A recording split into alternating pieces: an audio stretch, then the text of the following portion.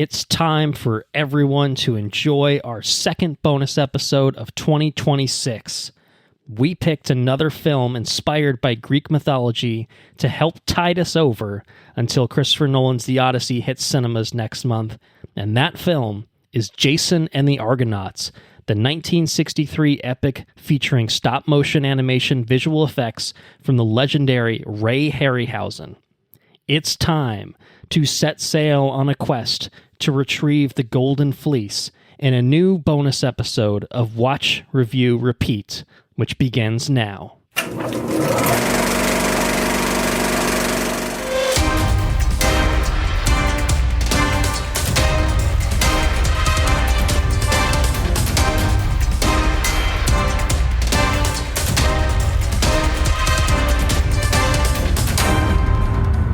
Welcome to Watch, Review, Repeat. This is the podcast where two best friends discuss the latest in film and television and then do it all over again the following episode. My name is Colton Brown, and joining me, fellow Argonaut Andrew Mattis. I'm here. Sharing a great voyage with me on the quest to find and retrieve the Golden Fleece. That's it. It's not the latest television or film. No, we are once again going way back in time, turning the calendar back to 1963 for Jason and the Argonauts on this bonus episode 37, our second of the year. Wow. We've already doubled our output from 2025, so we're crushing it. Recording this in April for just putting it in there for posterity's sake.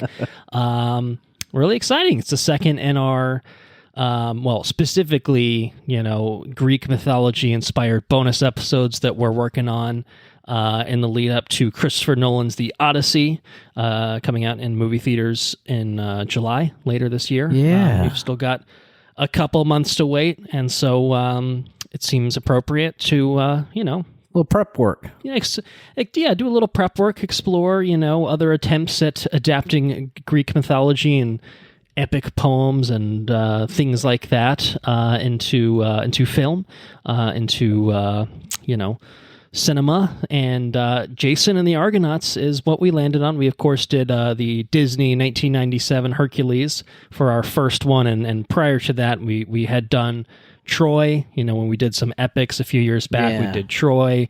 We also did the 300 films, which are adjacent, talking about Sparta and things like that. And I guess it's a little bit more with the pre-sequel, I think, gets a little outside of Sparta. But this is very much both Hercules and this very much about like classic mythological tales. This one being, Jason and the Argonauts.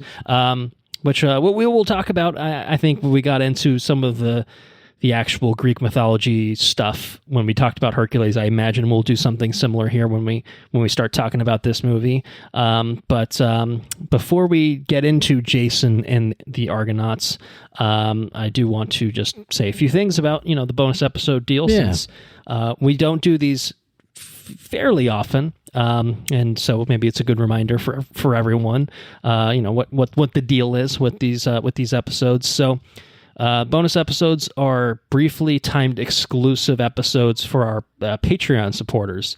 So anyone that chips in $2 a month, will get timed exclusive access to bonus episodes like this one. They've already had access to Hercules and all the prior, 36 bonus episodes that we've done since we started doing these bonus episodes. So if you're a supporter on Patreon, we appreciate your support very, very much. If you are not a supporter on Patreon, it is not too late. It is never too late. You can always start supporting us on Patreon by going to patreon.com/watchreviewrepeat. You'll get early access to all of these episodes. Plus you will get early access to all of our regular episodes as well. So, that's pretty much how these things operate. Patreon.com/watchreviewrepeat. I know I said it, but I'm saying it twice because if you hear it multiple times, maybe it'll stick in your brain a little bit more. There's also a link to it. If you go to our website, watchreviewrepeat.com, click the premium tab, then there's a Become a Patron button. and that makes it maybe that's simpler. Maybe that's easier for everyone to follow. So it's another path to take. Before we get into the movie, we are going to do a mythological trivia question, as we've been doing, I think, really since the start of the year. And given that we are, of course, covering something centered on Greek mythology, one can only hope that we'll have something maybe related to the movie that we're talking about. I don't know. I leave that to you, Mr. Meadows. You would be accurate. I have a Jason question. A Jason question. That's it. All right. It's not really even a Jason. It's fucking like wrong Jason. It is the Okay, Jason sorry. question. Okay. What is the name of the Greek hero Jason's ship on which he sails in search of the Golden Fleece? Oh, okay. No, Well, I you think get no options. Well, I did watch the movie today in preparation for this bonus episode. You are 2 hours removed, thankfully- sir. Thankfully, not even. I'm about maybe an hour, 15-ish removed, something like that. I'm going to go with Argo. I think it's the Argo, and Argus is the guy that, like, maybe, I don't know if he, like, is responsible for constructing it, but that's what the ship is named after. It's named after Argus. So I don't know if that's bonus information that the movie made up. That's not overachiever. Mythology accurate, but that's how the movie tells it. I feel like that's accurate. I feel like it is.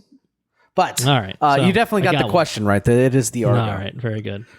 Anna and I were talking about this. It's very funny that, like, you have Hercules, aka Heracles. You have Theseus. You have I don't know, Pelias. You have, I don't know, all these names.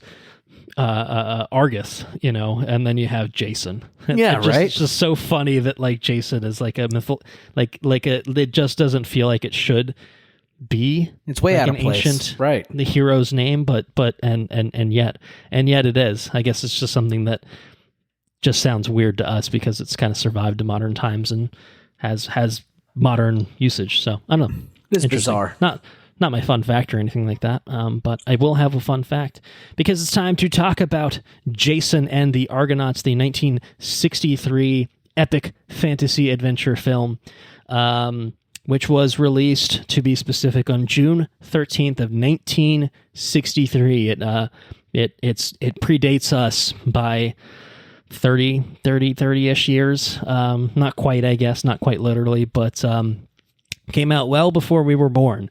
But the beauty of film is, hey, even, math, many years, many decades later, you can always go back and watch something like this and kind of, see what it would have been like to have something like this come out. You get big fantasy things that come out every year now, but I'm sure back in the day was a very, very different type of thing. So anyway, and also, this is not a fun fact either, but this apparently came out exactly 34 years before the Disney's Hercules, which came out in 1997 on exactly June 13th, which is kind of interesting. I don't know if that was at all intended or if it just happened to work out that those were, parts of the calendar where movies were coming out. I don't know, but really interesting. So the Jason and the Argonauts was written by Beverly Cross and Jan Reed, directed by Don Chaffee, based on the Argonautica by Apollonius Rhodius, Greek epic poem written in the 3rd century BC. Pretty cool, huh? Pretty neat.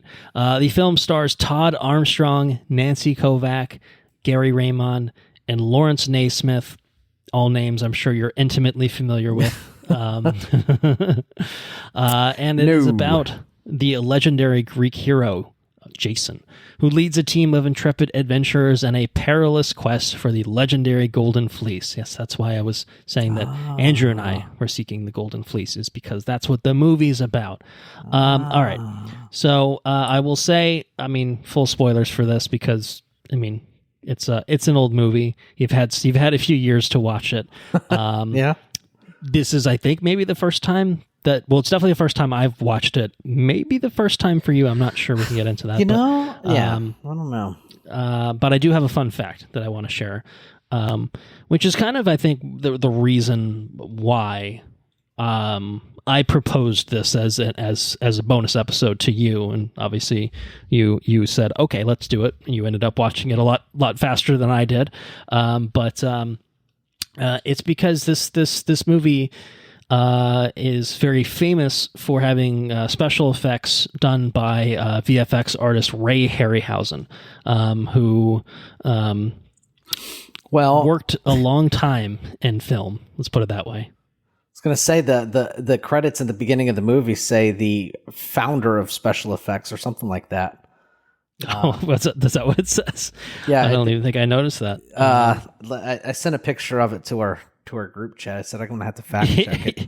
I mean, in a way, though, it's not wrong because he is kind of, I would say.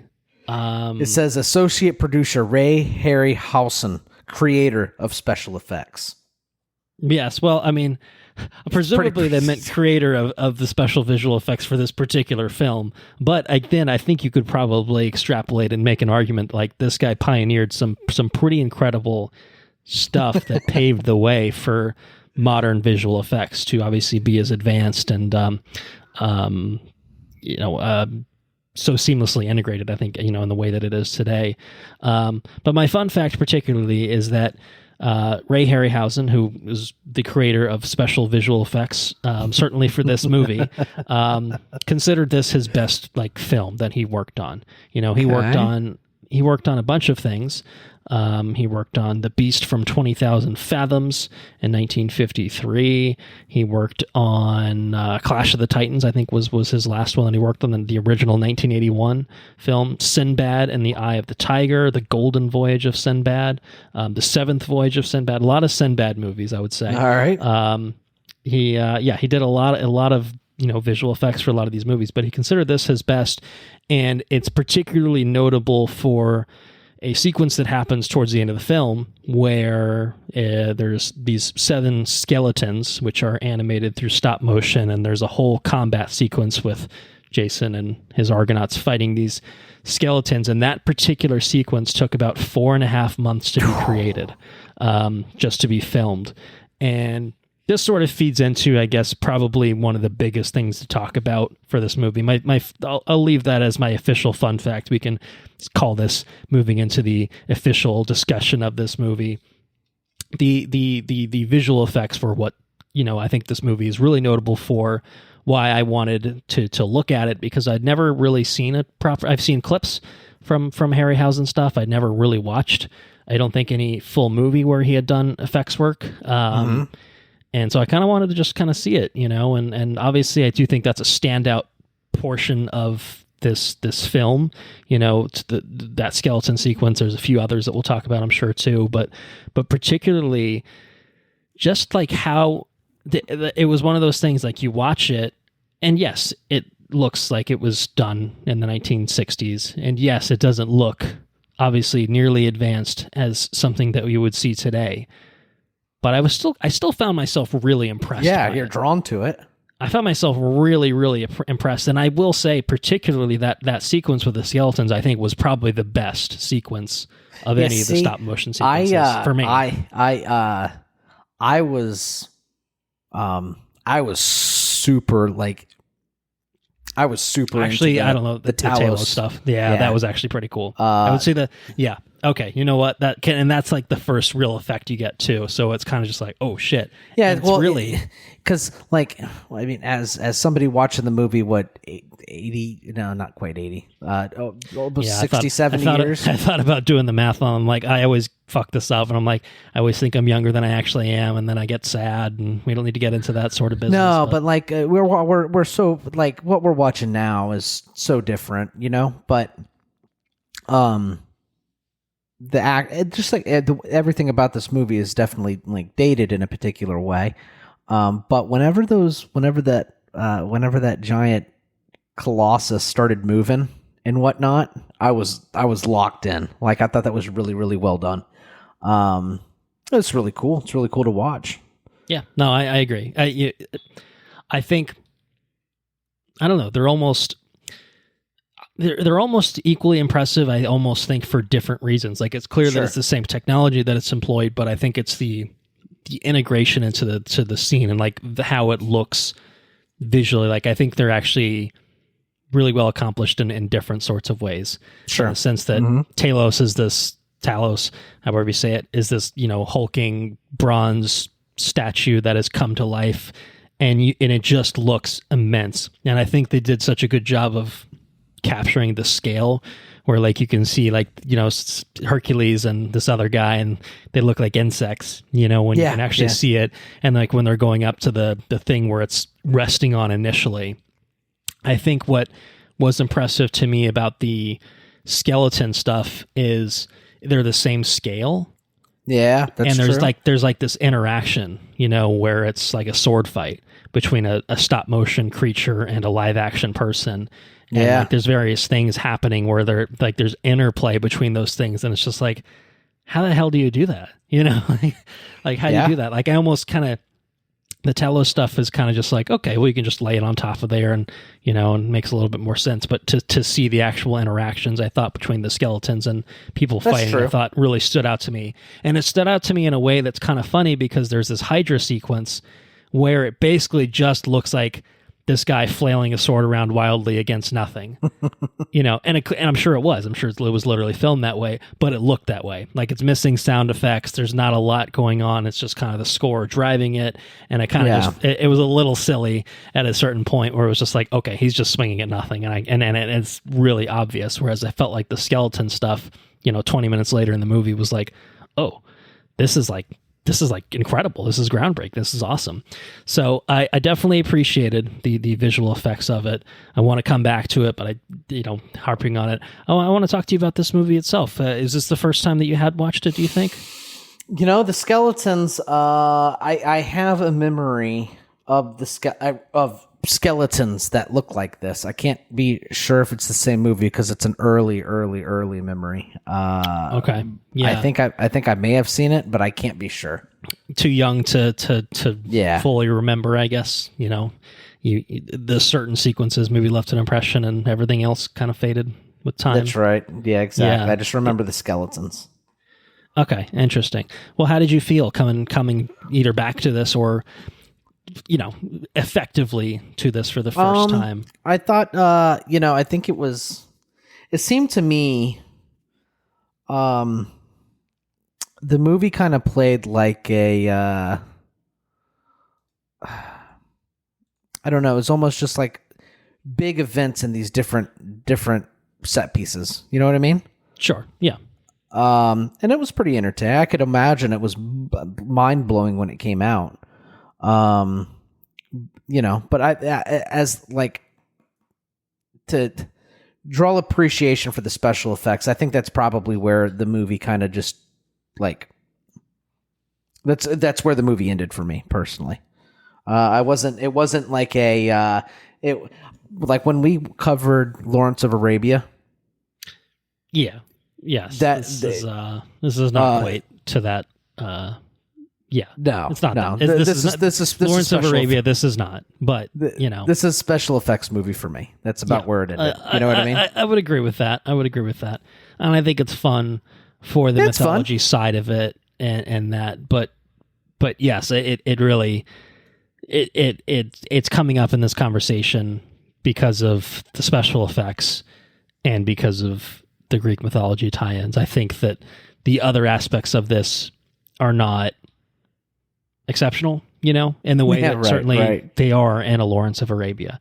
This is an epic, but we didn't choose to cover it a few years ago when we were like, let's do some epics. And it's not that Troy is an amazing movie or anything like that, but I don't know. It definitely has its charms, and this has its charms too. Don't get me wrong, but it's definitely a different type of thing for sure. Sort of a relic of its time, but that like the things that elevate this movie are still things that I think stand out to a modern audience of like, how the hell did they achieve this? How'd they pull that off? How'd they pull that off? Yeah. And I think that's really kind of the dominating point in this, and I think the music's good. It's Bernard Herrmann, who was a frequent Hitchcock collaborator that did the score on this, which was good. Okay. And, I think that if the, it's just one of those things that like anytime you watch something, I don't know, probably Well, probably pre-2000, but definitely the more, the further you go back, when you're talking 50s, 60s, maybe into the 70s a little bit too, just the style of filmmaking. Yeah, and it's just the so editing different. techniques, the usage of the score and music, dialogue, like the style of acting, even to some extent, like it's all just so different, to certainly what we see today, which gives it a very different flair, a different feel than certainly like a version of this, a modern day Jason and the Argonauts adaptation would feel like. I think there's like a 2000 TV miniseries, which I'm sure is probably not great and probably has a very, very different feel from this. But yeah, if you made a 2026 version of it, the Odyssey, for example, had they done, the 1963 version of the Odyssey using this exact same techniques, and instead of, the Hydra, it's Polyphemus and whoever, you know what I mean? Like, I think that, I don't know, I think it totally could have worked, but it would be obviously very, very different. A product of its time. What Nolan's going to be giving us. Sure. With the Odyssey this year, just a very, very different type of thing.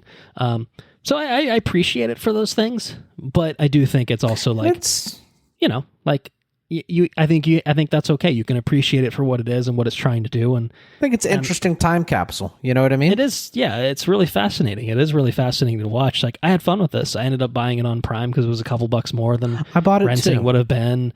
And I was just like, I don't know when I'll watch this again, but it could be fun to revisit every once in a while to 20 years, show a theoretical future child or something like that and be like, yeah, look at this shit. This is crazy that they did this in 1963. That's 100 years ago.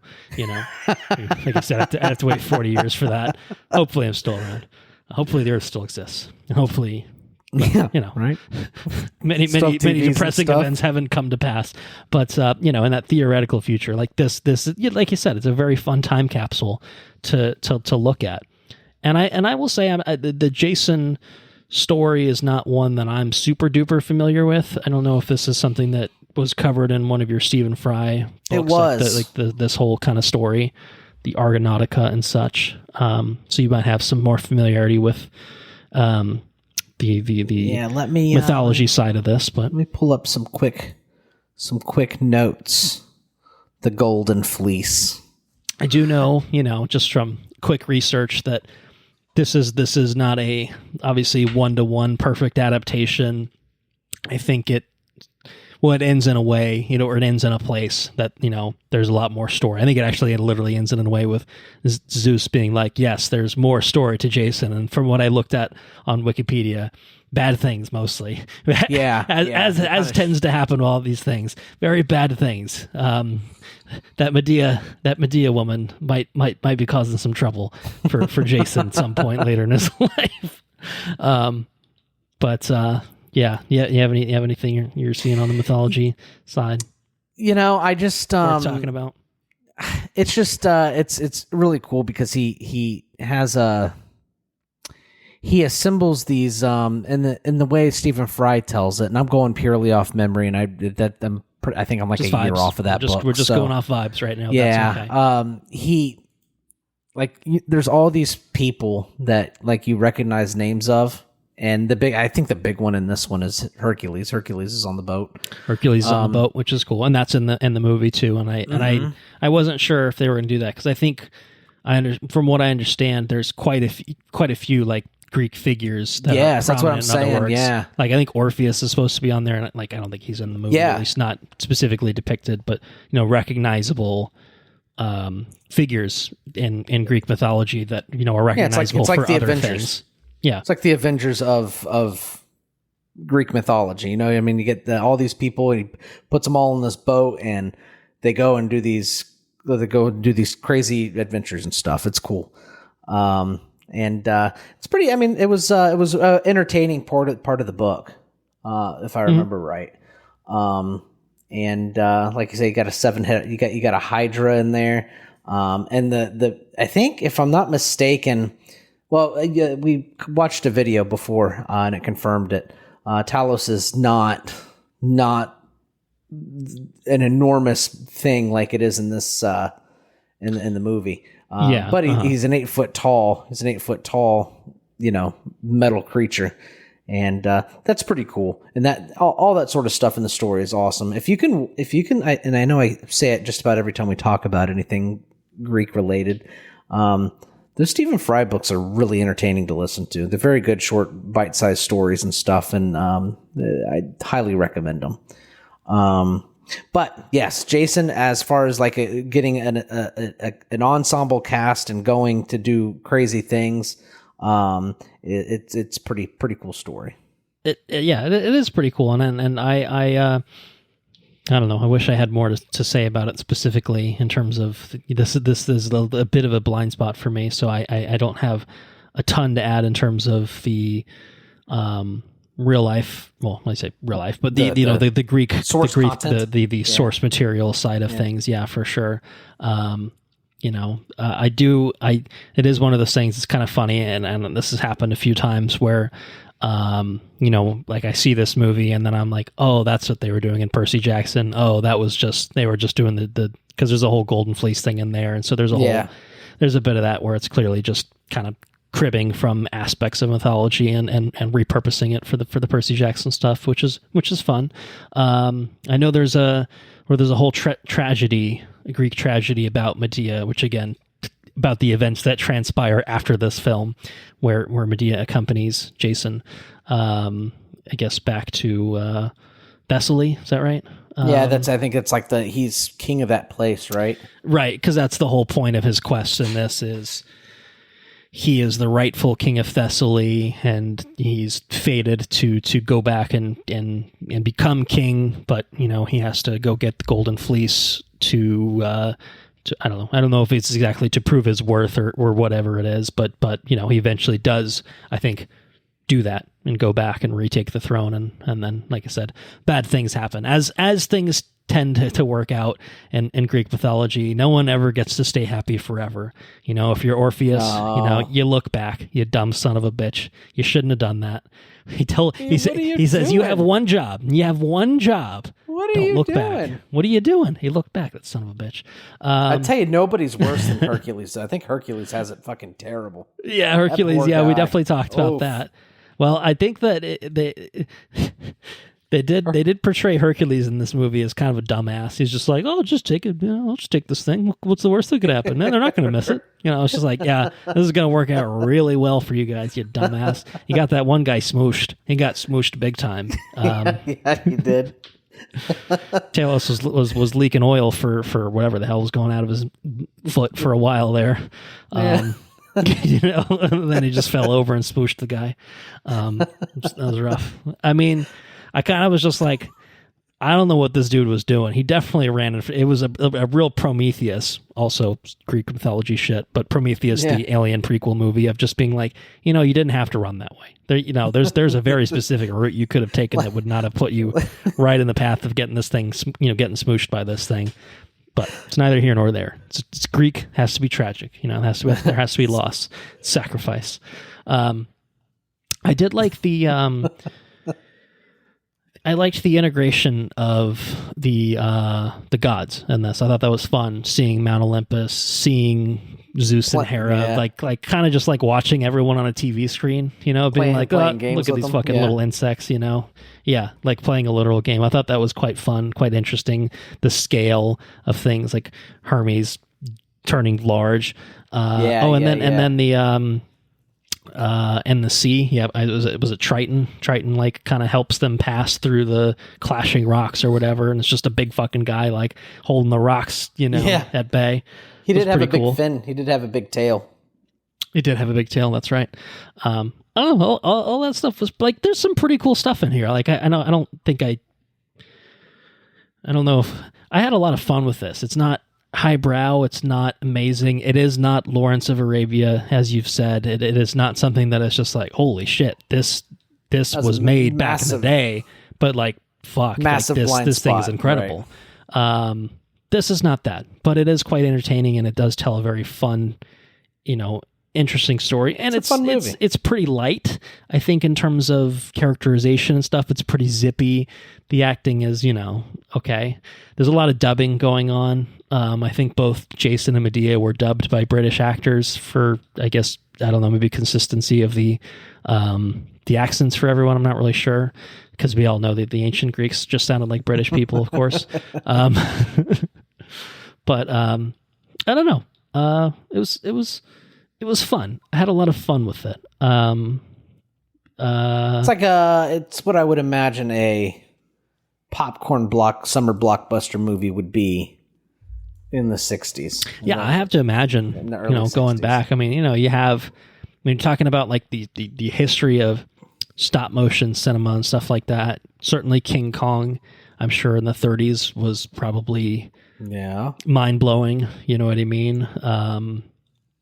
But I don't know if he really had anything quite like this. And also something that, just quite frankly, in terms of the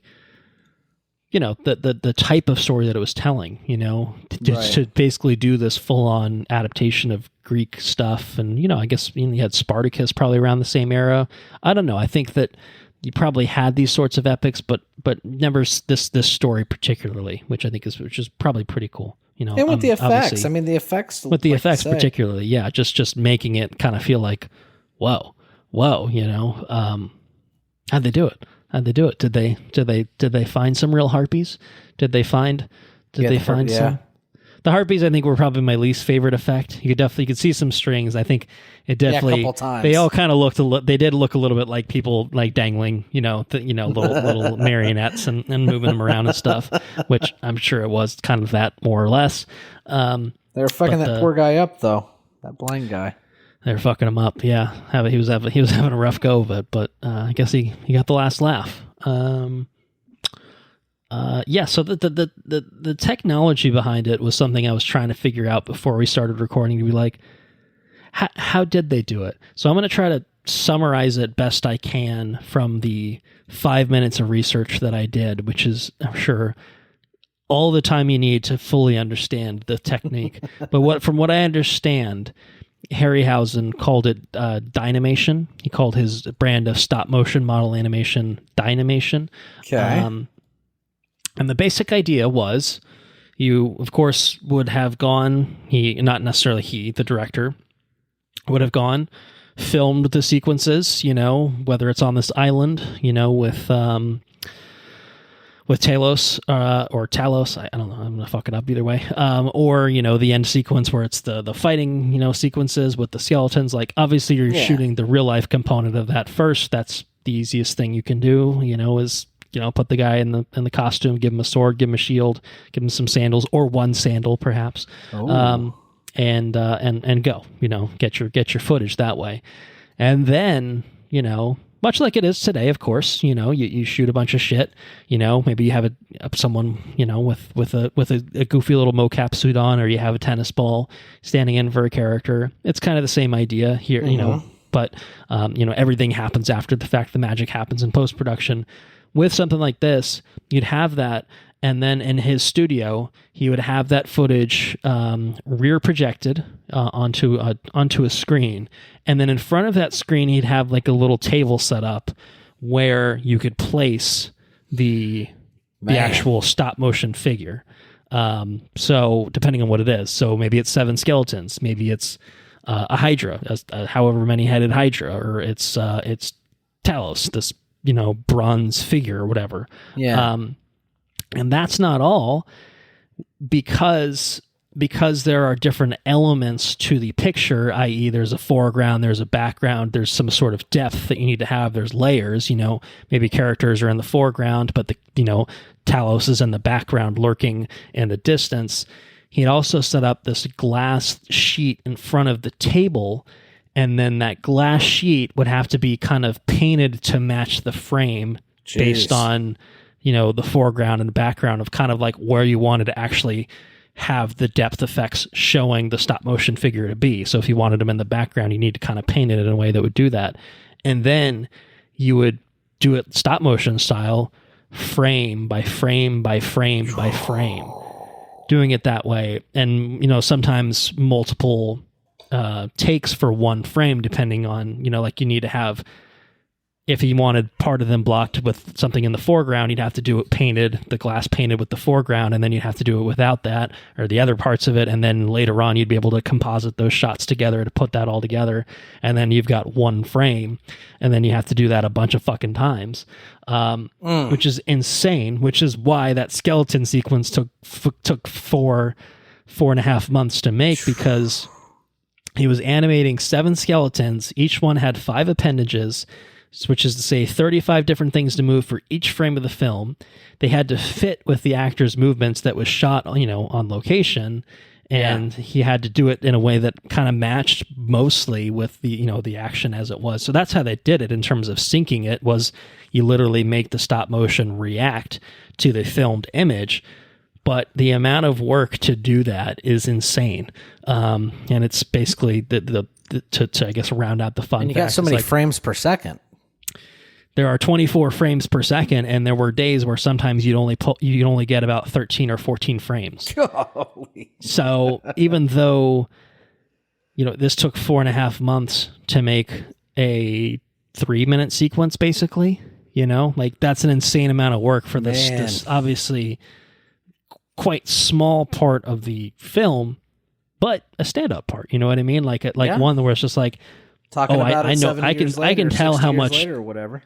I can tell how much work went into this, and it looks incredible, and it's worthy of recognition. But it's like, I don't know, man. It's, I don't know. It's really, really impressive, and stop motion generally has always been very impressive to me. Mm-hmm. Once upon a time back in the day, we had some Marvel Legends figures, and we would do a little.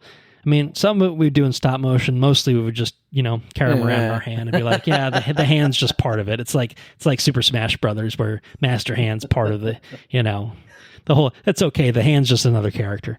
But yeah, to just the amount of patience and work that folks like Ray Harryhausen and then other, people that obviously have done a lot of stop motion is crazy, just that sort of attention to detail is, it says a lot. That video said that he would leave his lights on to ensure that the color, the temperature of the lights and everything remain the same. Right, and that's a good point. Yeah, because if if it's not consistent, then even within your 1 second of 24 frames, if things look all wonky, you can still see that. Even though it's going so fast. Yeah. You're going to notice if the lighting is fucked, for 2 out of 3, 2/3 of those frames or just 2 frames, you're going to notice, I feel like it's like one of those things in The Exorcist, they would insert just 1 frame of the demon face. And it's just a little flash, but you see something, it's enough to be like, what was that? Yeah. What was that? You wouldn't think 1 out of 24 frames would mean anything, but it does. Just that little second, well, not even that little split second could actually, be something. And you might not think about it a minute later and be like, oh, that was weird, but it's still pretty crazy to think about, pretty impressive to think about. So anyway, you have any other thoughts on Jason and the Argonauts? I like the beard styles. Fun to say, beard styles. Beard. Yeah, specifically that guy at the guy in the red. I think is it his uncle? He goes to the island and they're partying, and there's the guy in the red. At the end of the movie? Yeah, it's near the end of the movie. I don't think they're related, but it's the guy that where they're getting the fleece from. What's that? Colchis. Colchis. Yeah. I don't think they're. Well, there might be some relation in Greek mythology if they're. No, I'm probably wrong. There's probably none. King Etis. I don't know. Something like that. Lazy with the naming. Etis. It looks like it's got I don't know if an umlaut's the right thing, but the 2 dots above one of the e's, so it does something for the pronunciation. Don't ask me what. Etis. Maybe it is literally just eets. I don't know. Yeah. But that's about all I got, really. It was like you say, I think it's a fun time capsule with some state-of-the-art special effects for the time, Absolutely. It's almost what if you watched Avatar? Yeah, in however many years. Yeah. Like, yeah, right. exactly. What I guess could have been the Avatar of its time in a way of just being like, holy shit, this is the standard now. Like this is something that all films should aspire to be. Most films will not look like this for some reason. I guess because they don't have the magic touch of a Ray Harryhausen working on it. And then obviously at a certain point, come the 80s, come the 90s, you start getting change. Well, stop motion special effects. That's like, oh, that's old timey stuff. We're not doing that anymore. Mm-hmm. We've moved on. We've moved on to bigger and better things like computers. Computers, man. Computers. Computers. Yeah. I don't know if I have much else to say. I had fun with it. And I'm glad I watched it. It was a fun time capsule. I enjoyed it very much. It was a good, fun bonus episode. I don't know if there's a ton of.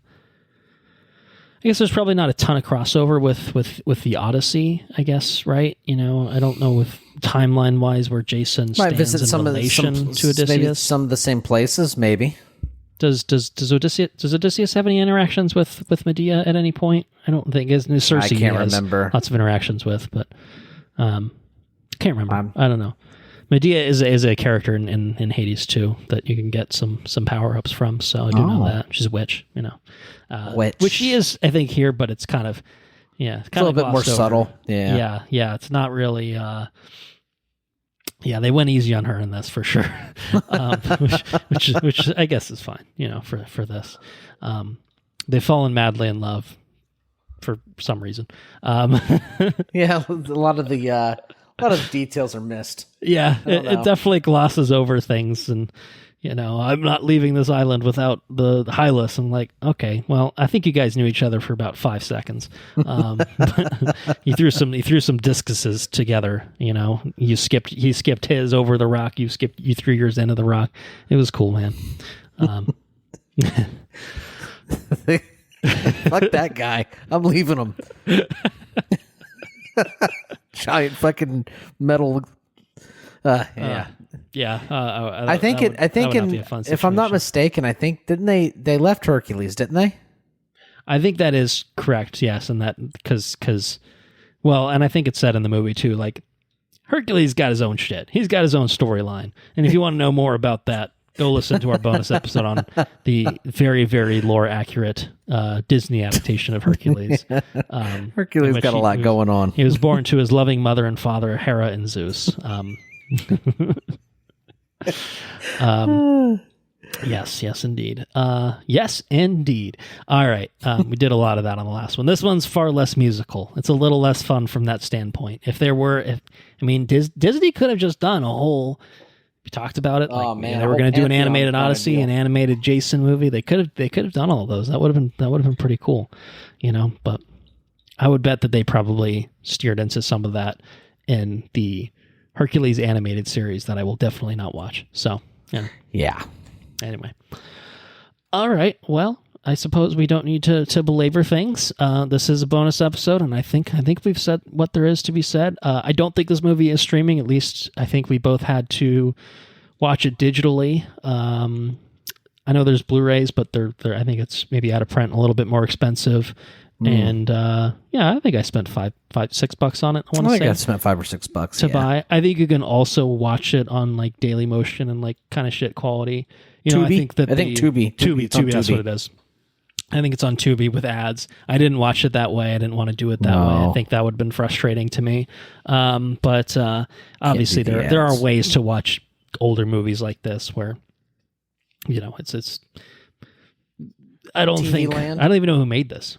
Production company Morningside it was a Columbia Pictures. Okay. So it's, Sony that owns this now. But anyway, I don't think Sony's going to be hunting people, posting this on the internet or whatever, but could be wrong. But anyway, check it out. It's fun.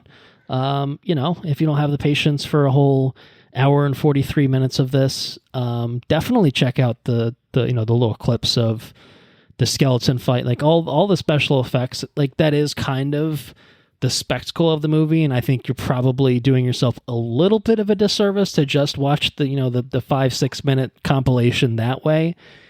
Cause the story is fun and it's pretty cool, but at the same time, it's not, the film itself is not anything amazing or mind blowing. But if you're into this sort of thing, I don't know. I did have fun with it, between the actual story of Jason. Yeah, it's fun. The God stuff, a little fun throwback. A little bit of humor in there, kind of yeah. adventure, a little bit of humor, some camaraderie of him and the Argonauts and Argus, who needs to find some fucking pants, wearing a diaper all the time. What's he doing, man?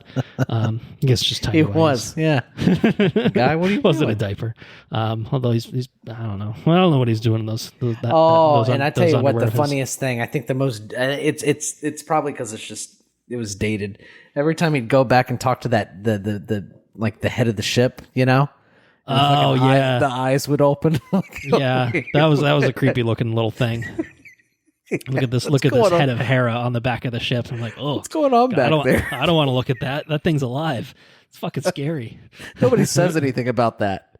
Jason's back there talking to the head of Hera. Jesus. Yeah.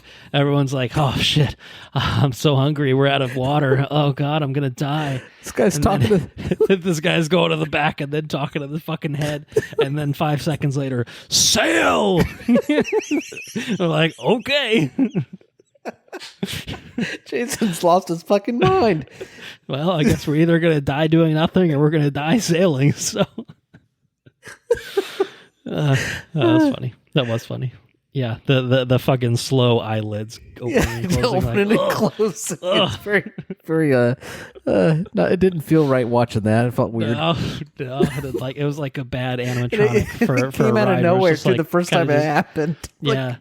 I think the first time I was like, wait, are the eyes opening or closing? Or like, what's going on here? And then obviously it is very deliberate in other scenes. And I was just like, okay, I don't like this. And I thought for sure that whenever the thing fucks up the boat, okay, good, we're done with that shit. Yeah, they rebuilt that boat and like, we didn't even get like a full montage. I guess we did. We got like a little bit of a montage, and it was just like, yeah, it's just back the way it was. These guys are just pros. They fished it all out of the sea. They definitely didn't use any parts from the thing. Otherwise, there would have been bad news for them. But yeah, funny stuff. Funny stuff. Good stuff. Good fun stuff. Good fun stuff. Good fun bonus episode, I hope, for people who have listened to this point. So thank you all for listening. If you enjoyed what you heard, you can spread the word. We're on Patreon. As I've said, I know a couple times already, but I'll say it again. At patreon.com/watchreviewrepeat. You can get timed exclusive access to bonus episodes like this one, like Hercules, like maybe another one that we'll do before the Odyssey. Yes, maybe another two. We've got a couple months, so maybe. Oh shit! I was doing the math wrong. We've got 3 months of the Odyssey, my dude. I was thinking it was 2 months in my head, but it's maybe 2 months of bonus episodes. We have maybe one in May and June, roughly. July is the Odyssey time, so we have 3 months to wait. I'm so sorry for anyone. Oh man. Because there was a while there where I was just like, yeah, it's coming out in June. And then I looked it up and I was like, no, it's not coming out in June. It's coming out in July. I know how to read sometimes. But anyway, we'll hopefully do a couple more like this one. But also with Patreon, you can get early access to all of our regular episodes. And we are certainly recording those with more frequency than I think we did last year, because we've modified the format, and I think it's been working, generally speaking, to have shorter regular episodes. The brews, news, and previews are a little bit more unwieldy, but they're kind of they're designed to be the space for that. So it's kind of worked out from that standpoint. But yeah, please support us on Patreon. It's $2 a month. You get those things, and you get to help us out and maybe feel good about it. Hopefully feel good about it. We would certainly like, for that to happen. We would very much appreciate it. So, our website is watchreviewrepeat.com. You can get links to all the social medias that we're on, including Instagram, where we are at watchreviewrepeat, including Facebook, where we are also located, facebook.com/watchreviewrepeat, including Blue Sky, where we are watchreviewrepeat.bsky.social. We are also on YouTube. All of our episodes post to YouTube. We don't do video stuff, like a lot of people do these days, but you can look at the nice episode art that we work on and appreciate that, or just, let it play and go do something else while still listening, hopefully. But yeah. Check us out that way. Get in contact with us there, or also through Gmail, watchreviewrepeat@gmail.com. You can write in, be part of a listener's corner on a regular episode, or maybe you've got a suggestion for a Greek mythology thing that we should cover for a bonus episode ahead of the Odyssey, we'd be happy to hear suggestions. We don't have anything set in stone for what we're going to do next, so definitely open to that. Intro and outro tracks Mechanolith by Kevin MacLeod at Incompetech.com, which is licensed under the Creative Commons by Attribution 3.0 license. We've got time before the Odyssey, but we don't know what we're going to do next in terms of our next bonus episode. So, might be surprised. We're all going to be surprised. That's going to be a to be determined from us. And then, of course, what's next on the feed for the regular episodes, that I can't tell you either, because I don't know when this is going to be up on the regular feed. So I've got a whole lot of nothing for you. But I can tell you that there will be more. There will be more regular episodes. There will be more bonus episodes. There will definitely be more. But we're going to leave you there, and I guess I'll let Andrew take everyone out. Sail! I was just thinking, is there something that I can do that's tied into this? I think you got it. Sail!